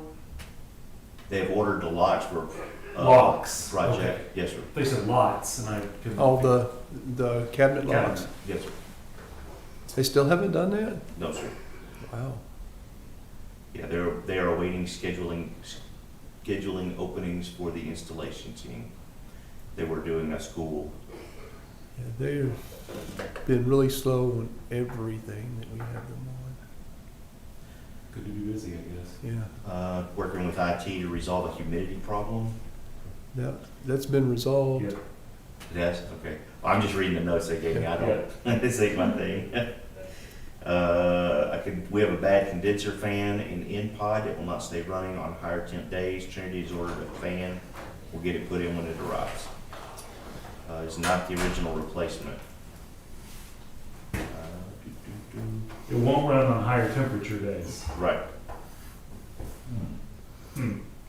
That air conditioner. No work. There are no work orders outstanding more than 30 days. So everything's running as it should be.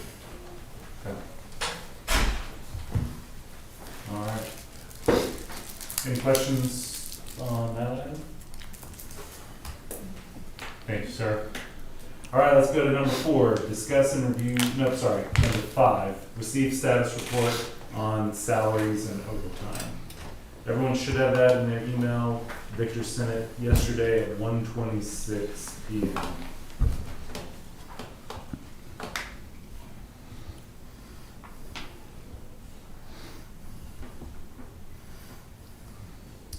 That is a large number that keeps going up.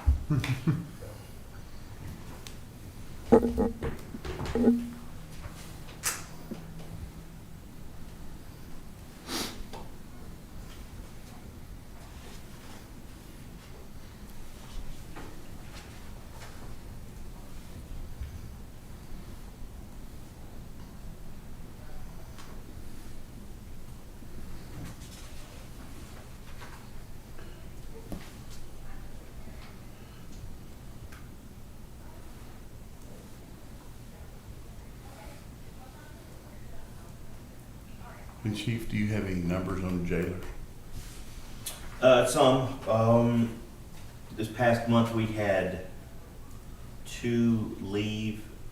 We've hired, we got 2 just started jail school that are brand new, so that's a total of 14 that we had hired last month. So we're plus 12 for the month. That's a good thing. It's helping, and I know that they've got 8 applications in the works. I checked back with them this morning. Well, there has been and there continues to be a pretty good pay increase for jailers, so it should be incentivized. You've got a brand new facility, you've got brand new money. Yeah. So Our recruiting guys are working hard to get folks in the door.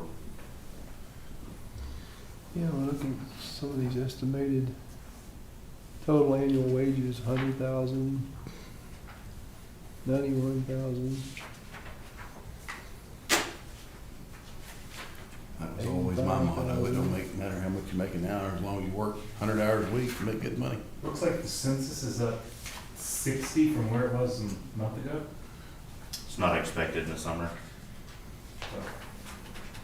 So do you think that number around 500, a little over, is where we'll continue to be? In my experience in working in the jail, yes, until the summer months are over, for some reason, the heat makes people, that's been my experience working there. Oh, During you the think summer, it's always, the it's higher in population's the summer always than- higher. Yes, it'll It'll come go down down when a it's little cool bit. off. Okay. Well, it had come up since late July, and so that's why it was. The heat, It's the heat.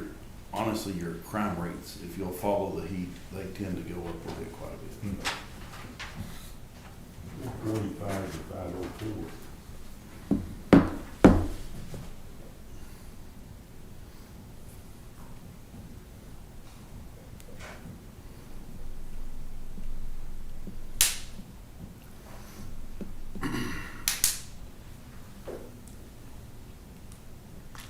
I love to go to the conferences like we were at last week and visit with people, other counties, and talk to them about shortage of jailers and things like that, and said, yeah, we've got that too, and their average population in their jail is 20. That's not nearly as hard to watch as 500 and something. Yeah, we've got 20 people in our jail. Yesterday, Patterson and Chief Rutledge walked around with some representatives from RKO who were gonna bring some people from Oklahoma City down to look at our facility and talk to us about the whole process of building the jail. And they were saying that, is that Oklahoma County, I think it is? That's Oklahoma City? Oklahoma City. They're 75% short on staffing in the jail. And it's now one of the deadliest jails in the United States. That'll tighten your clutch, Yeah. I tell you. Oklahoma City, one of the deadliest, that's crazy. Yeah. Wow. Something I'm curious about, and I don't know if you've personally booked in people, but I'm sure you've been there.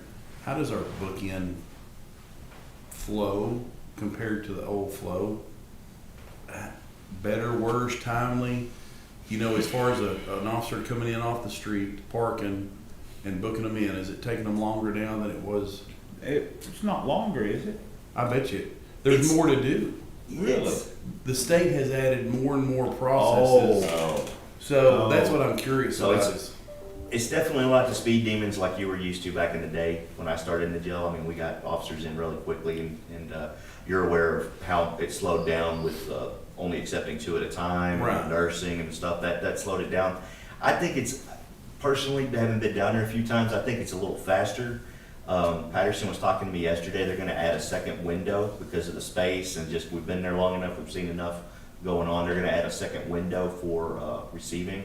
So it's going to get a little faster. When she's able to get everything established for that, she's going to need a new computer, new monitor, but she's going to get that up and running. The only bottleneck might become the nursing staff, but you know, it is what it is. They can only talk to one person at a time.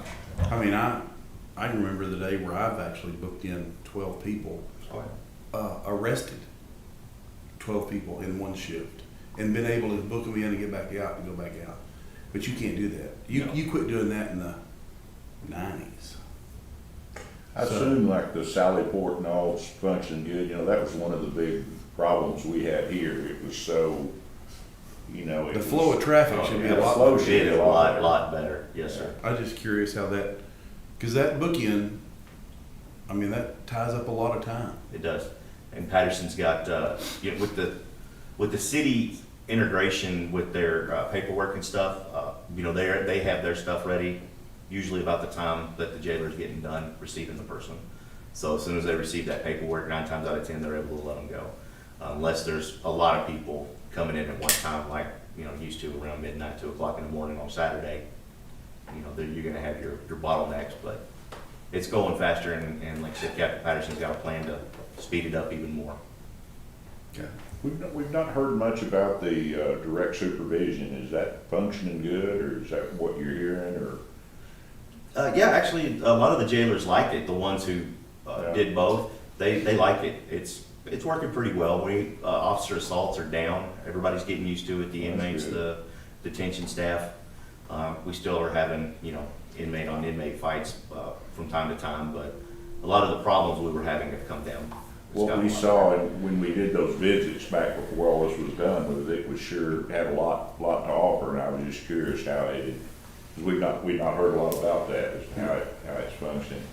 And for those folks in Oklahoma City about getting information to build a jail, tell them to do it 5 years ago.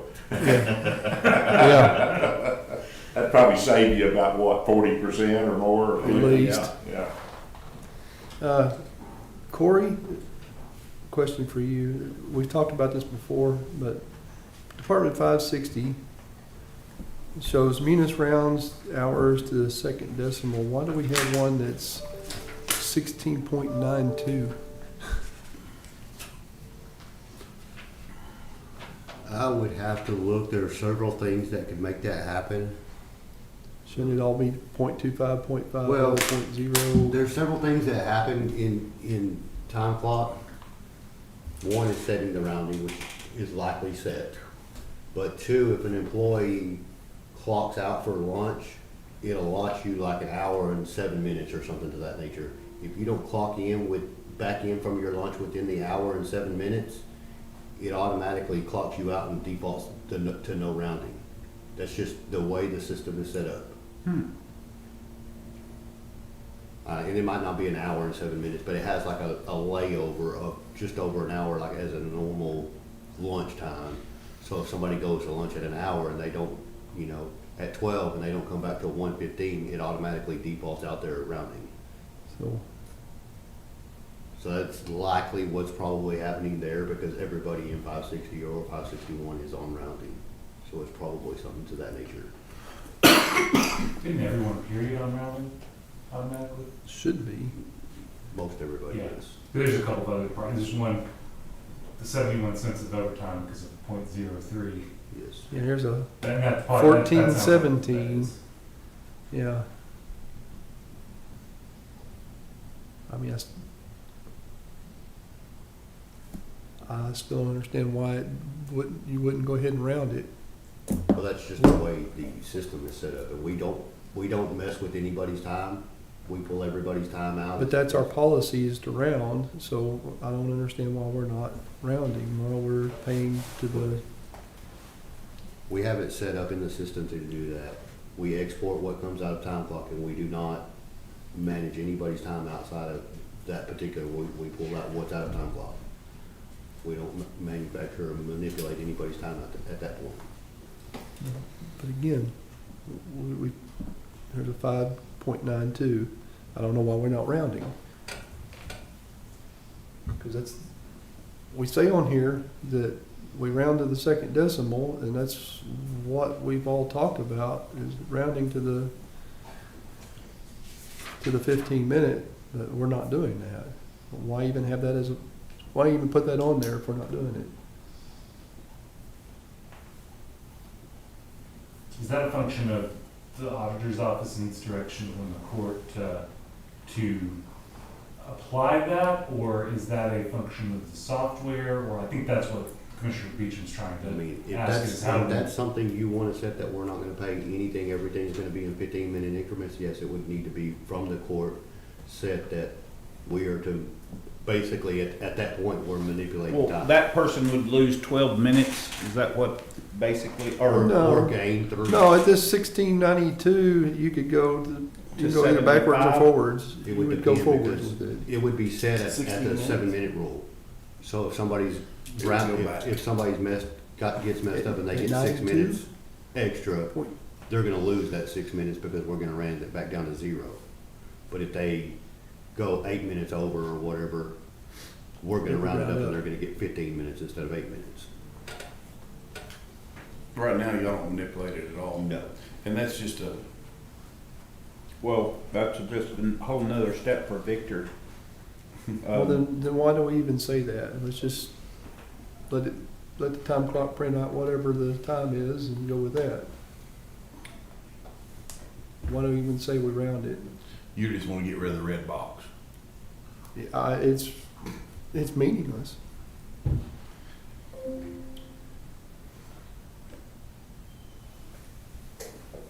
We either do or we don't.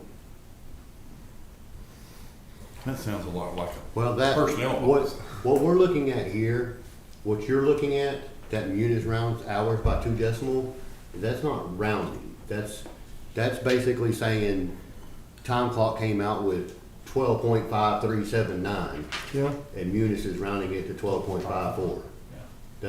It's not saying we're rounding it to 15, 30, 45, or even numbers. It's saying we're rounding it to the second decimal. Yeah. Yeah, 'cause that's what I was just thinking, is Because what you're talking about, Commissioner, is the quarter hour issue, that it's automatically be rounded to a quarter. Yeah, we've And got that's not what that red box is saying. most everything is rounded to the quarter hour, then all of a sudden you have these .67s, .92s, scattered throughout. And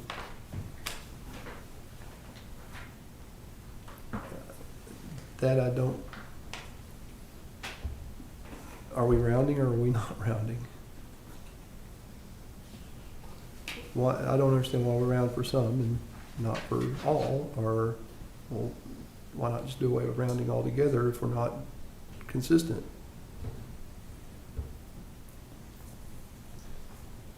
So, I mean, it's weird to me that happens in the first place, but I understand what you're saying is Yeah. that on your software side, it automatically rounding stops for that. Is that something that we can fix? Because that would seem to be the place that you. I could make some adjustments to the settings on that. I don't know if it would completely fix that problem. No, not necessarily. But there, like I said, there are other offices that do not have their employees set on rounding because that's their personal office policy, that they want their employees to track their time accordingly. Because some people have the tendencies to use that 8-minute rule. And so they shut that down themselves by going over that. Wow. Once again, what comes out of time That's, clock, that's what we put into Munis. We do not change anything after that point. we'll just take the So we're rounding not function we're off not completely. setting- If we're hit and miss, it just looks odd. You either do it or you don't do it. You don't. I think this may be a policy discussion. But I think you would have to venture off into, I understand the personnel policy and what you're saying, but you would probably have to venture off into with the elected officials, because each elected official has that right to make certain rules for within their department, and that is a right or a rule that they could. But, We don't. but want this our board people doing that. controls payroll. Do what? This board controls payroll. Correct. But if an office, if an elected official says, I want my people to work this, and that's what comes into the time clock system, we would, pulling it out and making it into payroll to be even numbers would be manipulating what. I'm not an- saying an that, I'm saying, employee actually if works. we're gonna turn it off for some, let's turn it off for all. We'll just pay them by the minutes they work, the actual minutes. What was the thought process for having it rounded to the nearest quarter hour? Because of this right here.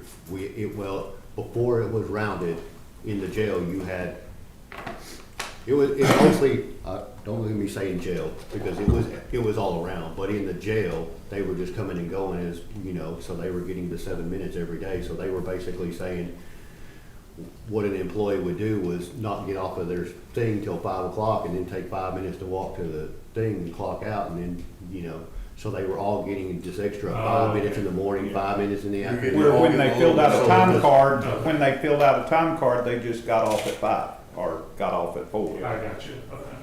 Well, the thing of it is, it's like everything else, when you got the multiples of the number of people, we got it adds up. It's not significant on each individual, but it is when you look at it. Yeah. A sobering fact here at budget time is while I look down there, and if I'm looking at the right number, every time payroll comes around, folks, she's $1.1 million. Yeah. Or nearly 1.2, but it's 1.1. That's really a sobering thought when you think about doing that last month. And, Too much. Well, you gotta have the people. yeah, you do. I mean, I'm just saying that just kind of gets your attention to, what we're dealing with. And, yeah, I remember having a discussion over the rounding, and I was trying to think of Well, how we actually came. we either to round it that. or we don't. It's weird when we got, Well, I mean, that's county government. From the standpoint of. well, Hands over to- all right, we round it in a department. We say this department's rounded, then I don't know why we can't fix these anomalies that these 5.92s. his excuse was pretty good. I thought his not excuse, Not rationale. excuse, his reason for what he said was the way the software does, but Well, I don't understand really. It's kinda I'm having a harder time understanding your gripe.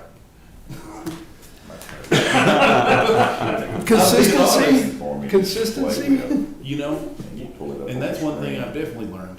There's not an elected office in this courthouse I'll or a shut up, county but it just, that's And consistent. that's, it's 250. the only thing we're consistent with is being inconsistent. Correct. So, it just seems like it's a really easy fix to go out and say, all right, instead of 8.73, we're going to 8.75, and. But that's manipulating data. And if that's And something the- y'all and want I- to put on a If court we've already order said and we're put it rounding into to a 15 specific minutes, order, then. But that's that's, something we need to discuss about. I mean, if that's what the route y'all want to go, we would have to bring this all back. to And that's why I asked that have question. I This think this actual is a- conversation again.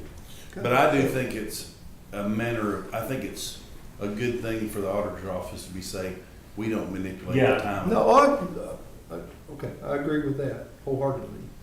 But if we're already rounding, if the system's already rounding, but it doesn't round for this weird anomaly, but I think the system is rounding for the departments who chosen to who checks round. round? Okay, that's fine. But even in these departments that are rounding, we've got this anomaly that keeps showing up over and over again. Why can't we address that anomaly and make it consistent within that department? I will tell you that I will look at the backside settings of that. Okay, I thank know you. that I can change the backside settings Okay, to increase those amounts that cause this issue. It's just never been done because where's that number? Yeah. Because you don't want somebody being on a specific break for, no, I you get know what I that, mean? Yeah. So, but it seems like if we can round it, the time they clock in, the time they clock out, we should be able to also do that same rounding It- philosophy it within will their do break that. times. If somebody clocked in and clocked out for lunch, it would do that. The issue is the breaks and the meal breaks. So when you hit meal break or you hit break, it messes with the timing of all that. So don't ask me why. I don't understand it myself. Okay. But I can adjust some of those settings. And I'm gonna tell you right now, just from doing payroll on the small scale that I do,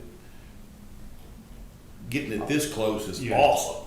So if you're trying to do, I mean, All right. a lot of us up here have done payroll, and it's tricky to get it. I'm impressed that we're this good. All right, I'll move on. Sorry. I will look at it for It's- you, Mark. Okay, thank you. It's just annoying. It's just a matter of getting it to a right kind of threshold there, but I can look at it and Well, make some adjustments to see. I thought that the screw up's probably because Victor's always busy off talking to somebody else.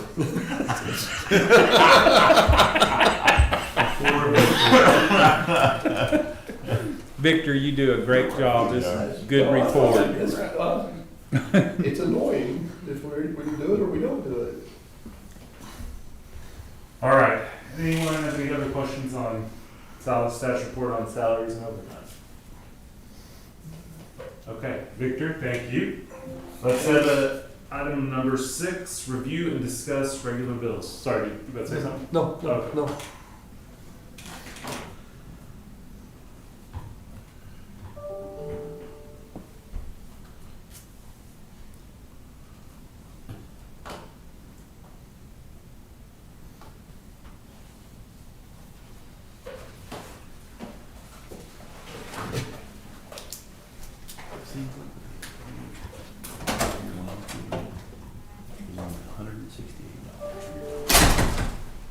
Mine, $500. I don't understand that. I don't either. And then sometimes It yours says, will be I don't know. All right, where bills?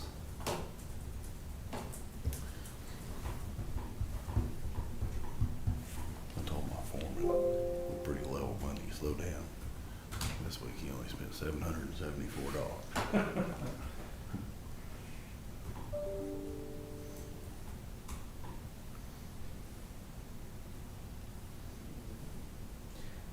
There maybe I've just missed it before. So general, for example, you get down to page 34, and all the different cash accounts are showing insufficient cash. Yeah, I balance in wondered red. about that. That was my question. Yeah, I think we had a discussion on that at one point in time.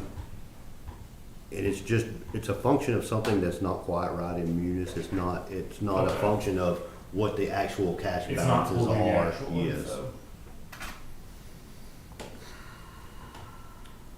And I know we have it on our plate of things to work on.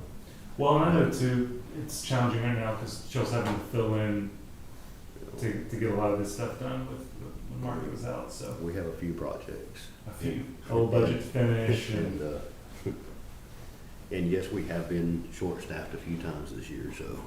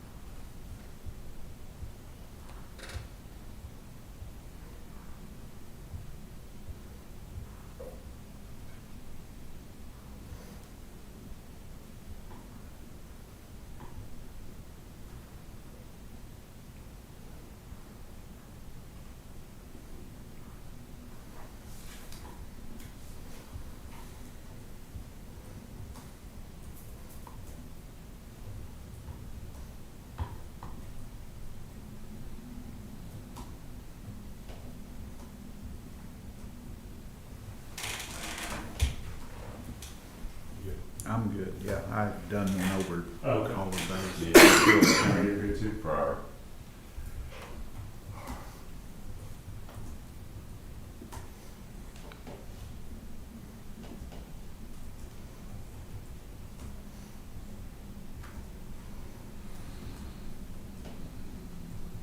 Corey, did you find that deal I asked you about? Yeah, I'll get it for you here in a minute as soon as Okay. we get done.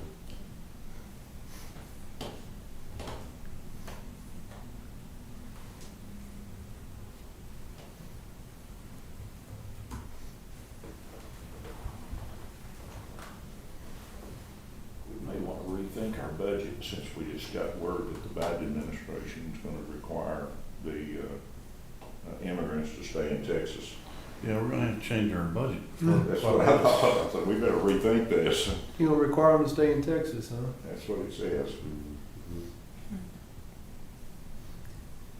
Or can we require him to stay in Washington DC and stay away from Texas?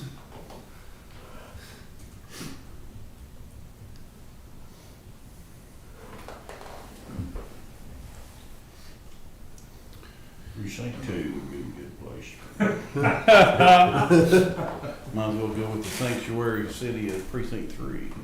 That's a great. I would park them make a good sanctuary. Great. We're a bird sanctuary. How's that been? Electra would even be better. We did that back when I was just in grade school. All right, everyone. Bill will do it. I got one more to go through. And there was a condition painted to the side. Yeah, uh-huh. I don't know who would have done that. Okay, I'm good. I might have known them. All right. Any questions, comments on item 6? All right. It is 12:08. Close adjourned.